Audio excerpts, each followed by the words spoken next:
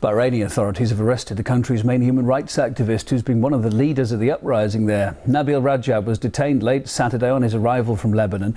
It comes just days before his appearance on Julian Assange's show here on RT, where the whistleblower quizzed him and an Egyptian activist over the revolutions in the Arab states. RT's Ivor Bennett reports. Well, all the authorities have said is that Nabeel Rajab is being suspected of committing a number of crimes punishable by law, and that he's now being held on charges of inciting and taking part in illegal demonstrations. Now, it should be remembered, though, that Nabeel Rajab's position has landed him in a number of, made him the target even of the Bahraini authorities before, because he is a highly prominent activist there and also one of the most vocal and outspoken critics of the country's ruling family. And that's really what makes this next episode of Julian Assange's show so significant, because this is thought to be Rajab's last interview before his latest arrest. Now, Rajab is considered one of the heroes of the first protests that took place in Bahrain last February. He's now got over 140,000 followers on Twitter, because he's the head of the Bahraini Centre for Human Rights, and he's really the driving force behind the mass demonstrations that we're still seeing in the streets of Bahrain, despite a government ban on public protests there, since it became known that he was appearing on Assange's show. And that's what he elaborates on in this next episode. When I said in my Twitter account that I'm going to meet Julian Assange and I'm going to speak to him in a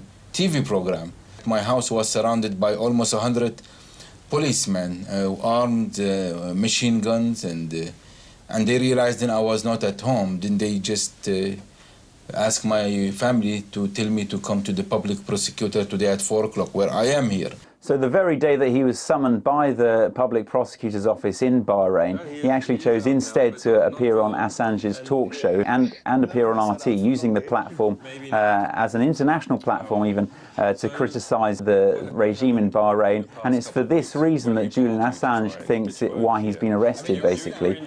By appearing on this show, Rajab would indeed be risking a great deal, but even so, he'll be willing to pay any consequences that come of it, because he says he'll be fighting in the name of democracy. This is what he had to say. It's not the first time, but this is the struggle, this is the freedom, this is democracy that we are fighting for. It has a cost, and that we have to pay the cost, and the cost might be very expensive, as we have paid high costs in Bahrain, and we're willing to pay that for the changes that we are fighting for. Now, one of the other guests this week on Julian Assange's show is another prominent activist in the Arab Spring. His name is Alaa Abdel Fattah. He was a highly influential figure in the uprising in Egypt last year in Tahrir Square. But like Rajab, he too has become a target of the authorities. The fact that Julian Assange is speaking to the very people who are making these things happen in these countries and are willing to face the consequences, as we've seen with Nabeel Rajab with his arrest this weekend. Well, that's what makes this next episode really one that's not to be missed, and you can catch it here on RT. It's being shown at 11:30 GMT this Tuesday.